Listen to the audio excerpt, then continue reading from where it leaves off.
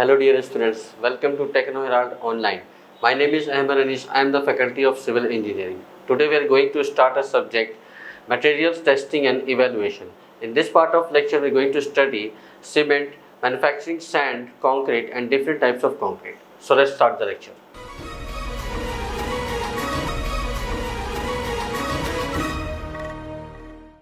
Hello dear students, welcome to Techno Herald Online. Today we are going to start a new subject, that is CE 207, Material Testing and Evaluation of Civil Engineering. Alright, this is, I think it's in 4th semester.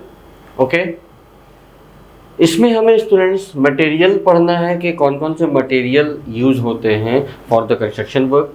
Material के ऊपर की testing पढ़ना है, कौन कौन सी testing उसके ऊपर की जाती है, एंड देन इवैल्यूएशन हमें पढ़ना है. ठीक है, तो मटेरियल की जब बात आएगी तो the most important material for construction work is what? Cement. सबसे पहला आती है बात किसकी? सीमेंट की. उसके बाद कंक्रीट, सैंड वगैरह की बात हम बाद में करेंगे. तो सबसे पहले देखते हैं स्टूडेंट्स कि सीमेंट क्या चीज़ है. वैसे तो हम जानते हैं कि सीमेंट हमने देखा हुआ है, ठीक है, फिर भी उसकी केमिकली कंपोजिशंस क्या हैं, कैसे सीमेंट के कौन कौन से टाइप होते हैं, कैसे रिएक्ट करता है, देखते हैं. आइए. A cement is a binder, clear, comma, a substance used for construction that sets, hardens and adheres to other materials to bind them together. यानी कि ये तो क्लियर है कि सीमेंट का यूज़ किया जाता है कुछ सब्सटेंस को एक साथ बाइंड करने के लिए. ठीक है, एडेशन वहाँ पे इंक्रीज करता है सीमेंट, ठीक है, और वहाँ पे हार्डनिंग पैदा करता है, सेट करता है ताकि वो बाइंड हो जाए एक साथ. Now cement mixed with 5 aggregates produces mortar for masonry. Fine aggregates, not 5, it is fine. Alright, cement को फाइन एग्रीगेट के साथ अगर मिक्स किया जाए तो वो मोर्टार प्रोड्यूस करता है, ठीक है, जो मशीनरी यूज में हम लाते हैं. और अगर सीमेंट को सैंड और ग्रेवल के साथ मिक्स किया जाता है तो कंक्रीट प्रोड्यूस होता है, जिसको भी हम कंस्ट्रक्शन वर्क में लाते हैं. ठीक है, ये तो हो गई बात. अब आइए, cement use in construction are usually inorganic. Cement जो हम कंस्ट्रक्शन में यूज करते हैं वो यूजुअली इनऑर्गेनिक होता है. ऑफन लाइम और कैल्शियम सिलिकेट, लाइम या कैल्शियम सिलिकेट होता है, कैल्शियम सिलिकेट बेस्ड होता है. ठीक है, which can be characterised as hydraulic and non hydraulic. यानी कि या तो वो हाइड्रोलिक होगा या तो नॉन हाइड्रोलिक होगा. अब हाइड्रोलिक और नॉन हाइड्रोलिक से मतलब ये होता है कि अगर वो वाटर के साथ रिएक्ट कर रहा है, वाटर के साथ सेटल्ड हो रहा है तो हाइड्रोलिक है, और अगर वाटर के साथ रिएक्ट नहीं कर रहा है तो नॉन हाइड्रोलिक है. ठीक है, depending on the ability of the cement to set in the presence of water. Clear? चले. Non hydraulic cements does not set in wet conditions. Non hydraulic cement जो होगा वो गीली जगहों पर, गीली कंडीशन में सेट नहीं होगा, और अंडर वाटर वो सेट नहीं होगा. It sets as it dries and reacts with CO2 in the air. वो सेट कब होता है? जब वो सूख जाता है और एयर के CO2 यानी कार्बन डाइऑक्साइड के साथ जब वो रिएक्ट करता है तब वो सेट्स होता है, सेट हो जाता है, सेटल डाउन हो जाता है. ठीक है, इसका मतलब ये होता है ना कि ये पत्थर बन जाता है. ठीक है, पानी के साथ रिएक्ट नहीं करता है. और नॉन हाइड्रोलिक जो होगा वो CO2 के साथ क्या हो जाएगा कि वो एक टाइप का पत्थर बना देगा, एक ठोस पदार्थ बना देगा. ठीक है, अब आइए हाइड्रोलिक सीमेंट. हाइड्रोलिक सीमेंट का सबसे पहला इंपॉर्टेंट एग्जांपल है पोर्टलैंड सीमेंट, जो कि आधुनिक आज के डेट में यूज़ होता है सबसे ज़्यादा.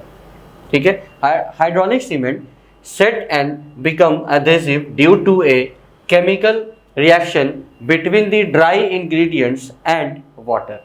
ठीक है, ये सेट्स होता है, एडहेसिव होता है कब? जब ड्राई इंग्रेडिएंट्स यानी कि जो हम सैंड एंड ये यूज़ करते हैं हमारे कंक्रीट्स, तो वो क्या हो जाता है? एडहेसिव हो जाता है केमिकल रिएक्शन होने के बाद. ठीक है, विथ वाटर के साथ. And it is made of a mixture of silicates and oxides. और जो हमारा हाइड्रोलिक सीमेंट है वो सिलिकेट्स एंड ऑक्साइड्स का मिक्सचर है. ठीक है, अब जो 4 मेन मिनरल्स फेजेस इसके हैं, यानी कि जो इसके 4 main chemical reactions as result, वो देखते हैं कि क्या है. सबसे पहला है C3S, जिसका नाम है एलाइट. ठीक है, सबसे पहला है C3S, फर्स्ट स्टेप जो है वो है C3S एलाइड। इसका केमिकल रिएक्शन होता है स्टूडेंट्स 3CaO डॉट SiO2 यानी कि ट्राई कैल्शियम सिलिकेट। ठीक है, यानी कि सबसे पहले कौन यूज में आया है, कैल्शियम कार्बोनेट, उसके साथ उसको ट्राई कैल्शियम सिलिकेट बनाया गया। सेकेंड स्टेप में हमको मिलता है C2S यानी बेलाइट, जो कि होता है 2CaO SiO2 यानी डाई कैल्शियम सिलिकेट हमको मिलता है सेकेंड स्टेप में। थर्ड स्टेप में मिलता है C3A ट्राई कैल्शियम एल्यूमिनेट। ठीक है, अब जाहिर सी बात है उसमें एल्यूमिनियम का उपयोग किया गया होगा तभी ना बना होगा, जिसे हम सिलाइट भी कहते हैं। देखिए ये जो नाम है ये ABCD टाइप से है, समझ लीजिए आप, ABC को ध्यान में रखिए, एलाइट, बीलाइट, सीलाइट। ठीक है, सेलाइट कहते हैं 3CaO डॉट Al2O3। ठीक है, एल्यूमिनियम ऑक्साइड का यूज हुआ है। ठीक है, नेक्स्ट है C4AF यानी ब्राउन मिलराइट। ब्राउन मिलराइट, इसका केमिकल रिएक्शन है 4CaO dot Al2O3 dot Fe2O3। ठीक है, देखिए वैसे तो सीमेंट में आपको यहाँ पे दिख गया कि सर कैल्शियम कार्बोनेट भी यूज़ कर रहे हैं, सिलिका भी यूज़ हो रहा है, फिर ऑक्सीजन तो यूज़ कर ही रहे हैं, एंड एल्यूमिनियम भी यूज़ किया, फिर Fe भी सर फेरिक ऑक्साइड भी यूज़ कर लिया, ये ट्राई ऑक्साइड भी यूज़ कर लिया, और भी कुछ यूज़ होता है। हाँ, और भी कुछ यूज़ होता है, जिप्सम का भी यूज़ किया जाता है सीमेंट के प्रोडक्शन में। ठीक है, जिप्सम का भी यूज़ किया जाता है। तो खैर मेन जो इसके 4 पार्ट्स हैं, 4 केमिकल कंपोजिशंस हैं, वो यही है। यानी सबसे पहले C3S, then C2S, then C3A, then C4AF। ठीक है, and hence this is our final equation for cement, final chemical equation for cement. तो ये स्टेप वाइज ध्यान में रखें। ठीक है, यानी कि सबसे पहले कैल्शियम कार्बोनेट को रिएक्ट किया गया होगा सिलिका ऑक्साइड के साथ। ठीक है, तब ये बना होगा ट्राई कैल्शियम सिलिकेट। फिर इस तरीके से आगे हम प्रोसीड करेंगे। चलिए, क्योंकि आपको यहाँ पे सिर्फ उसका एक बेसिक नॉलेज आपको जानना है कि सीमेंट क्या है। तो भाई सीमेंट एक ऐसी चीज़ है जो बेंड करता है, कुछ मटेरियल्स को मिक्स करता है और एधेयर पैदा करता है, उसमें एधेजन पैदा करता है, और एक कंक्रीट या एक मोटर बनाने की कोशिश करता है। कोशिश क्या करता है, बनाता ही है। ठीक है, हाँ, यूज़ किस चीज़ का करता है, तो भाई सैंड का यूज़ कर लिया, वाटर का यूज़ करता है in presence of water.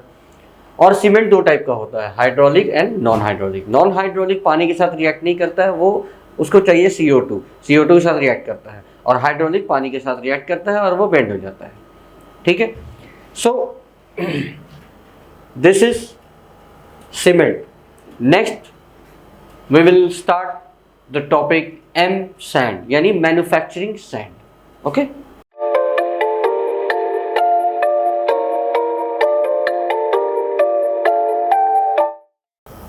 After cement let's study manufactured sand, that is M sand. अभी तक हम कंस्ट्रक्शन वर्क में सैंड जो यूज़ करते आए हैं वो मोस्ट ऑफ द प्लेसेस यानी कि रिवर सैंड ही यूज़ होता रहा है, लेकिन अब कुछ कुछ जगहों पर मैन्युफैक्चर्ड सैंड भी यूज़ हो रहा है। यानी कि इसका जो कलर आपको दिखेगा इस सैंड का, वो एकदम सीमेंट के जैसा दिखेगा। ठीक है, थोड़ा सा सीमेंट से और डार्क होगा, बट ग्रेइश, सांच को बोल सकते हो, ग्रेइश ब्लैक बोल सकते हो। ठीक है, आइए देखते हैं क्या होता है इसमें। M sand is an artificial sand, clear, made from crushing of rock or granite। फिर तो अच्छा ही होगा ना सर, रॉक और ग्रेनाइट्स का क्रशिंग करके। हाँ, और इसके जो पार्टिकल्स इसमें जो इस्तेमाल होते हैं वो काफ़ी छोटे छोटे 4.75 माइक्रोन से 5 mm तक के आसपास के यूज़ होते हैं। ठीक है,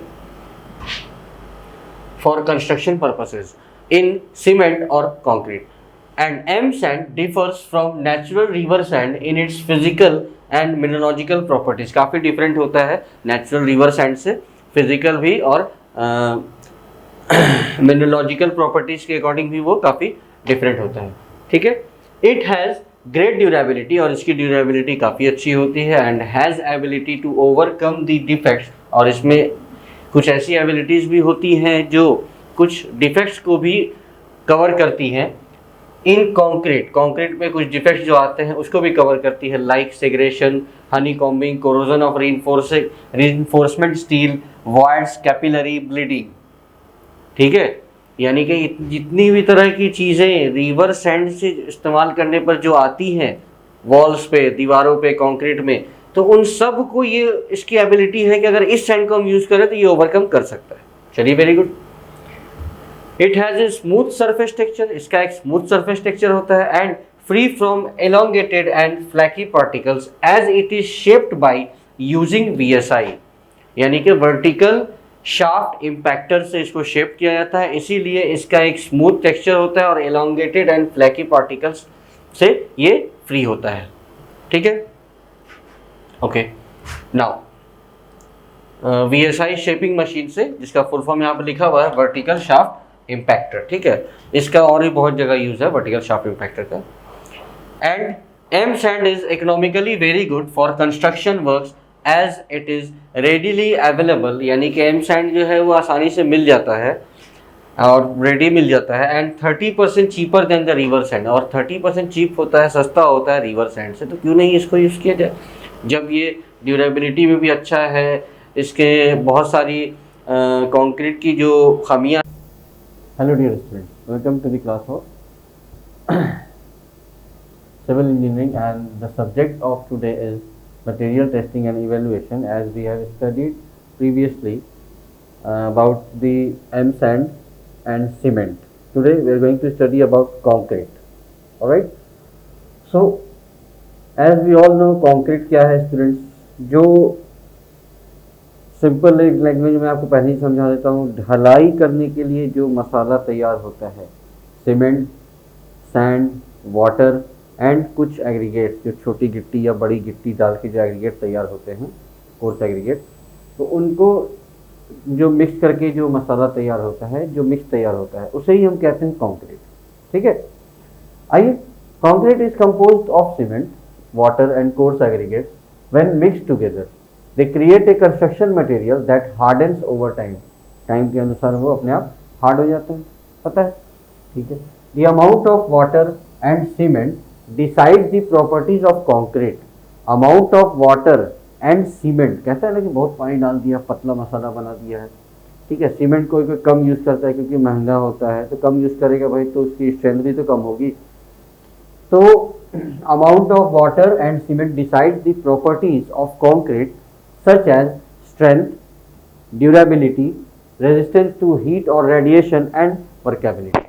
ठीक है, इस तरह की कुछ स्ट्रेंथ जो होती है कंक्रीट की, उसको काफ़ी इफेक्ट करता है कौन? Amount of water and cement. ठीक है, तो वो एक जो प्रोपोर्शन होना चाहिए उसी प्रोपोर्शन में डालना चाहिए।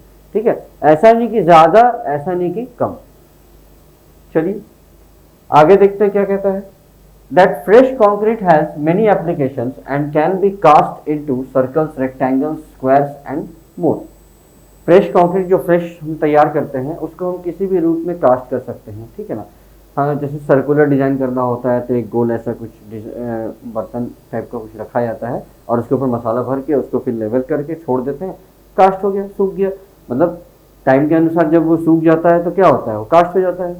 ठीक है, या फिर अगर खिड़कियों के ऊपर जो आप देखते हो बीम्स जो बने होते हैं, छज्जा जिसको बोलते हो, छज्जा, आप जब पढ़ोगे डिजाइनिंग में तो छज्जा ही पढ़ोगे, तो वो भी जो है कैसे बना, रेक्टेंगुलर है, तो भाई यूज तो इसी का ही हुआ। तो मतलब कि फ्रेश कंक्रीट को हम किसी भी रूप में ढाल सकते हैं। ठीक है, it can be use for staircases, columns, doors, beams and lentils. Clear, इसको यूज किया जा सकता है स्टेयरकेसेस में, कॉलम्स में, बीम्स में, लेंटल्स में, सभी में। Now concrete requires a standard and better proportion of mixing the cement, water and aggregate। कह रहा है कंक्रीट को रिक्वायरमेंट है एक बेटर एंड अप्रोप्रिएट यानी अप्रोक्सीमेट प्रोपोर्शन की, ठीक है, of water, cement and aggregate की। ठीक है, तो सबसे पहले तो जो मिक्सिंग का होता है, दो तरह की मिक्सिंग होती है। एक होती है नॉमिनल मिक्सिंग जो हम लोगों के सामने होती रहती है जनरल लाइफ में। ठीक है, जो सिंपली अगर छोटे मोटे घर वर बनाने होते हैं तो उसे हम नॉमिनल मिक्सिंग कहते हैं। ठीक है, और अगर कोई बड़ा प्रोजेक्ट है, बड़ा मॉल बनाना है, तो उसको नॉमिनल में हम मिक्स नहीं करते हैं। उसके लिए फिर हम पहले उसको डिज़ाइन मिक्स के हिसाब से उसको चलते हैं। ठीक है, यानी कि पहले हम स्ट्रेंथ का, स्ट्रक्चरल डिज़ाइन का स्ट्रेंथ पता कर लेते हैं, उसके अकॉर्डिंग हम करते हैं। ठीक है, नॉमिनल मिक्स का क्या होता है, that this mix is used for ordinary construction such as small residential structures. Clear है? ए प्रोपोर्शन ऑफ 1:2:4 प्रोपोर्शन होना चाहिए कैसा नॉमिनल मिक्स में, 1:2:4, 1 is for cement, 2 is for sand and 4 is for aggregate. Clear? is used as nominal mixing, is used as nominal mixing। उसके बाद है design mix. Design mix में क्या है, the design mix depends on proportions finalised using lab test. अब यहाँ पर proportion finalise होता है लैब टेस्ट में डिसाइड होता है, ठीक है, to determine the compressive strength of the mixture. Mixture की कंप्रेसिव स्ट्रेंथ को पता करने के लिए लैब टेस्ट से उसके प्रोपोर्शन को फाइनलाइज किया जाता है, ठीक है। This will help to determine the strength need in the structural design of the concrete component, और ये काफ़ी हेल्प करता है कंक्रीट कंपोनेंट के लिए इन स्ट्रक्चरल डिजाइन, ठीक है। तो दो तरह की मिक्सिंग हो गई, नॉमिनल एंड डिजाइन मिक्सिंग, ठीक है। डिजाइन मिक्सिंग में लैब टेस्ट से कंक्रीट की पहले हम कंप्रेसिव स्ट्रेंथ पता करते हैं, उसके बाद हम उसका प्रोपोर्शन डिसाइड करते हैं, ठीक है। यानी उसके स्ट्रेंथ के अकॉर्डिंग उसकी स्टैंडर्ड वैल्यूज प्रोपोर्शन की दी हुई रहती है आपके पास स्टैंडर्ड्स, इंडियन स्टैंडर्ड्स के अंदर, ठीक है। So this is a basic brief information about concrete. Now अब हम देखेंगे कि कुछ कंक्रीट के स्पेशल टाइप्स जिनका सबसे ज़्यादा यूज होता है, ठीक है। स्पेशल टाइप्स ऑफ कंक्रीट जो कैसे बनते हैं, ठीक है, और उनका यूज कहाँ किया जाता है।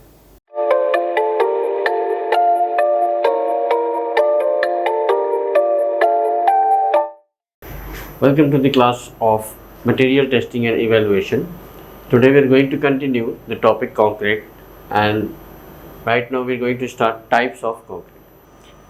That's the first type of concrete, students, plain or ordinary concrete. Let's see.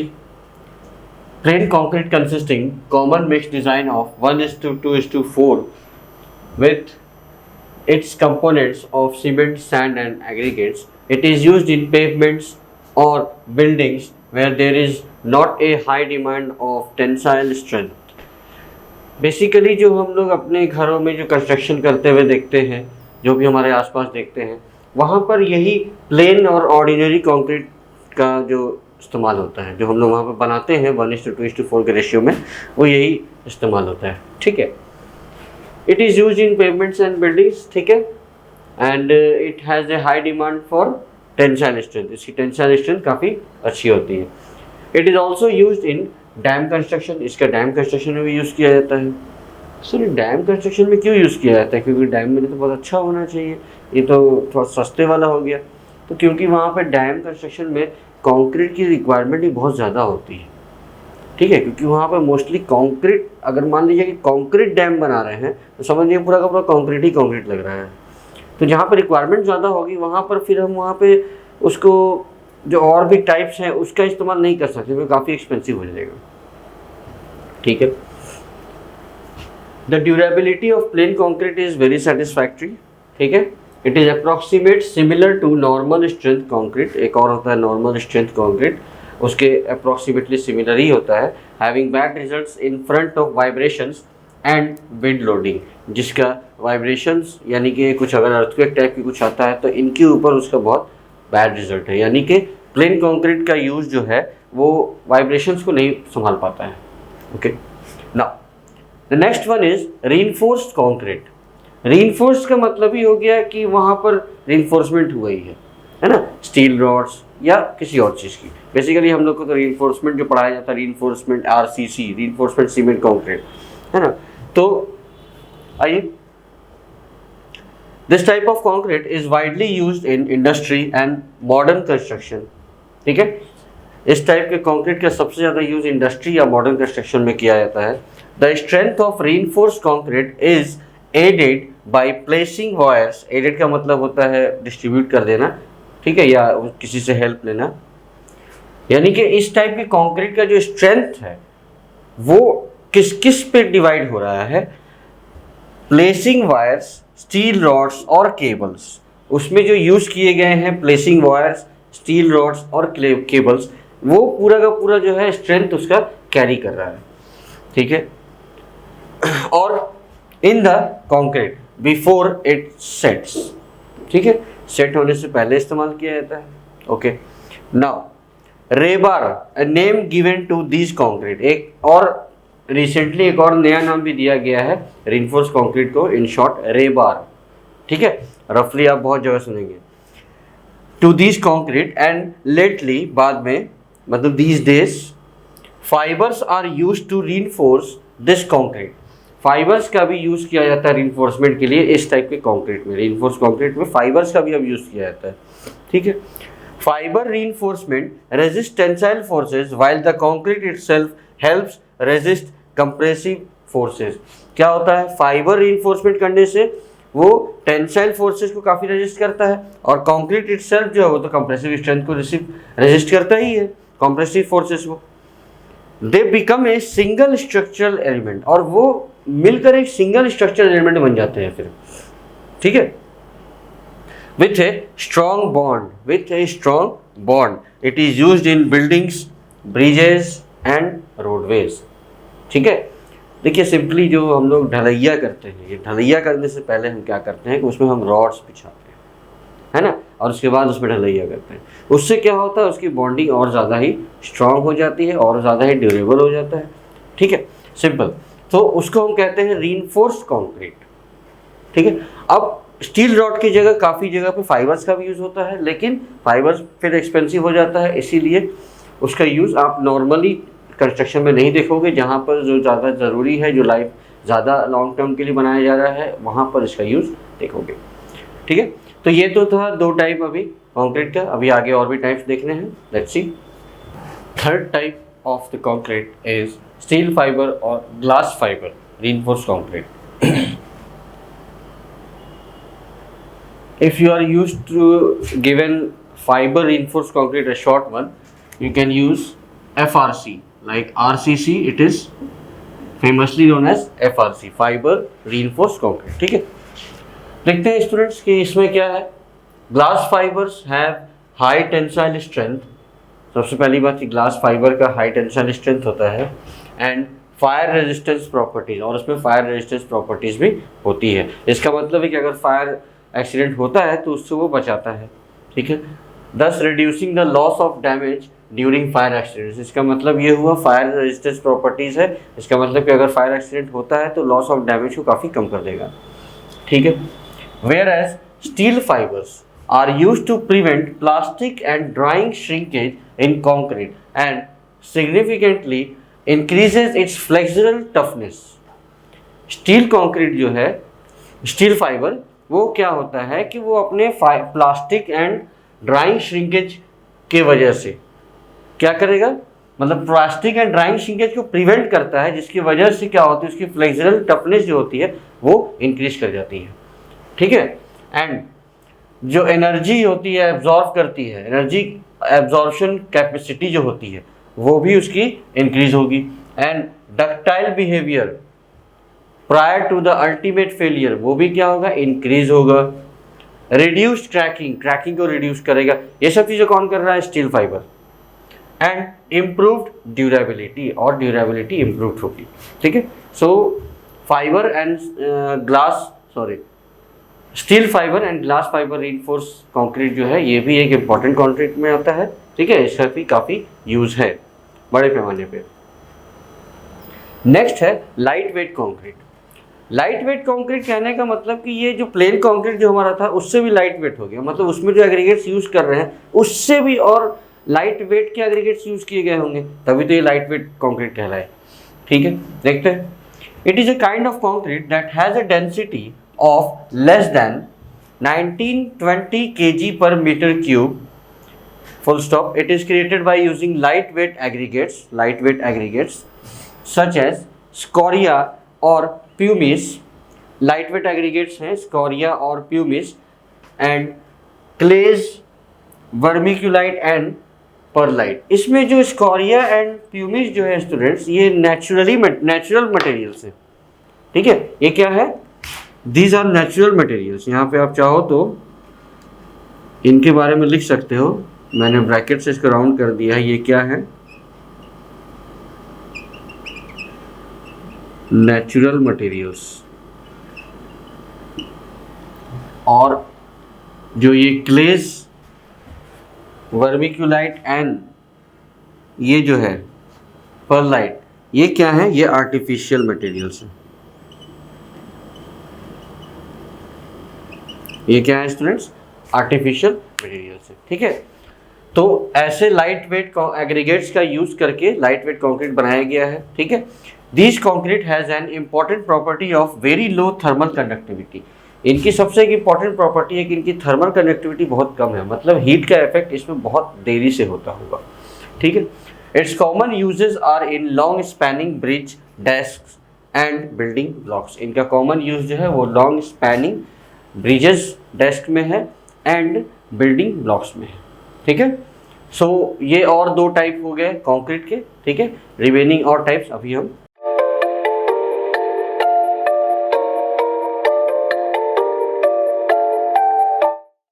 The fifth type of concrete is high performance concrete, that is HPC.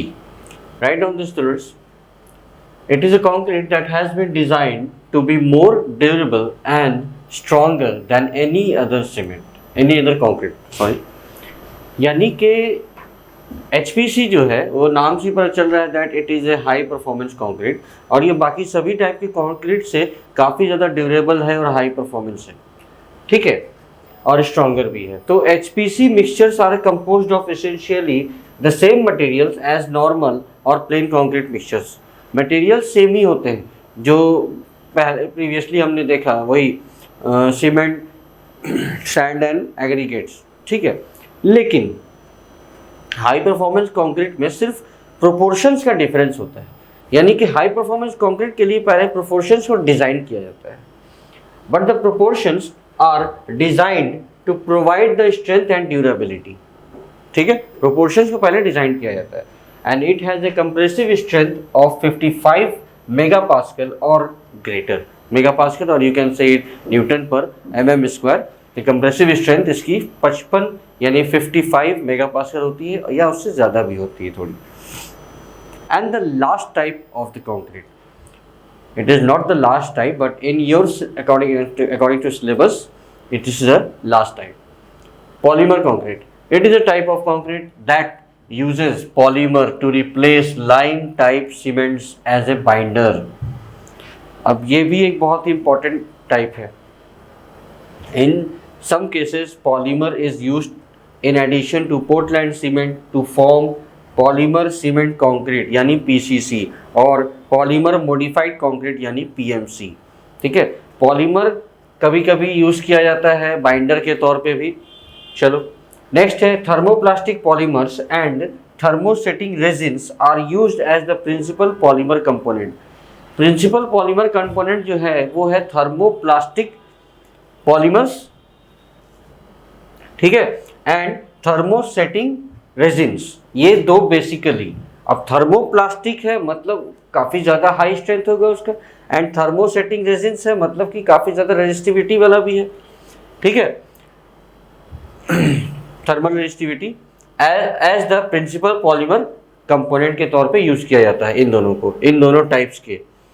It is also composed of aggregates that includes, और भी कुछ aggregates के साथ compose किया जाता है, that includes silica, quartz, granite, limestone. Sir ये सब तो हाई स्ट्रेंथ मिनरल्स, रॉक्स की बात आप कर रहे हैं। हाँ, तो हाई स्ट्रेंथ है तो यूज़ तो करेंगे ही। And other high quality material, और भी हाई क्वालिटी मटेरियल को यूज़ किया जाता है as a polymer concrete. It is used for new construction और repairing of old concrete because of adhesive properties of polymer concrete. Polymer concrete के adhesive properties की वजह से ओल्ड कंक्रीट की भी, ओल्ड कंस्ट्रक्शन को भी हम रिपेयरिंग कर सकते हैं बाय यूजिंग पॉलीमर कंक्रीट। ठीक है, या फिर न्यू कंस्ट्रक्शन में भी डायरेक्टली इसको यूज़ कर सकते हैं। न्यू कंस्ट्रक्शन में पॉलीमर कंक्रीट का यूज़ बहुत कम किया जाएगा और जगह नहीं किया जाएगा बेसिकली, क्योंकि ये भी एक्सपेंसिव हो जाएगा। जहाँ जहाँ एडिशनल चीज़ें, एडिशनल मटेरियल्स ऐड हो रहा है वो एक्सपेंसिव होता जाएगा। ठीक है, वैसे तो सबसे चीप एंड बेस्ट में कौन है हमारा, plain concrete that is cement sand and aggregate का मिक्सचर। हाँ, वन मोर थिंग, जो मिक्सचर तैयार किया जाता है वो दो तरीके से तैयार किया जाता है। एक तो हैंड मिक्सिंग होती है, एक मशीन मिक्सिंग होती है। हैंड मिक्सिंग आपने देखा होगा कि एक तरफ बालू रहता है, एक तरफ गिट्टी रहता है, बीच में वो गड्ढा कर देता है, जो लेबर रहता है, और उसमें पानी भी डालता है, सीमेंट भी डालता है, सबको मिक्स कर देता है अपने से, हाथ से ही। उसको बोलते हैं हैंड मिक्सिंग, सिंपल। और एक आता है मिक्सर, ठीक है, गोल गोल बहुत आवाज़ करता है, जनरेटर से उसको चलाते हैं। आप कभी भी कंस्ट्रक्शन साइट में देखोगे एक मिक्सर रहता है, ठीक है, यानी कॉन्क्रीट मिक्सर उसको बोलते हैं।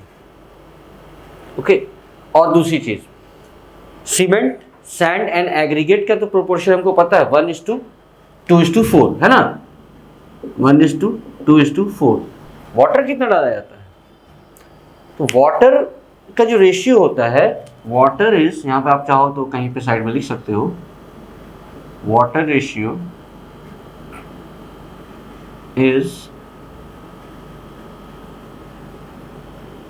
Similar to cement ratio. ठीक है, वाटर रेशियो जो होता है ऑलमोस्ट सीमेंट रेशियो के सिमिलर होता है, या थोड़ा बहुत ऊपर नीचे कर सकते हैं। ठीक है, चल, सो this is the part from types of concrete.